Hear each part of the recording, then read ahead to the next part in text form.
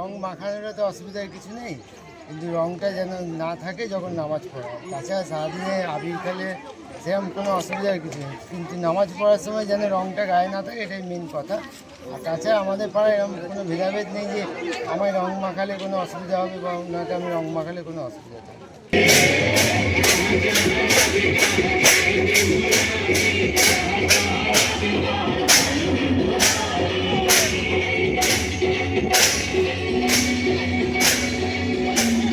সারা ভারতবর্ষে এরকম হোক যাতে হিন্দু মুসলিমের কোনো ভেদাভেদ না থাকে, এরকম সবাই মিলেমিশে সমস্ত উৎসব পালন করি আমাদের ভারতবর্ষে সম্প্রীতির বার্তা দিতে। এবং আমরা আমাদের ঈদে যেমন ইনারা সবাই যায় যোগদান করে, তেমনি আমরা ওনাদের সব পুজোতেই যোগদান করি। আপনি কি এই কমিটিতে আছেন? হ্যাঁ, এই কমিটি আমি কোষাধ্যক্ষ।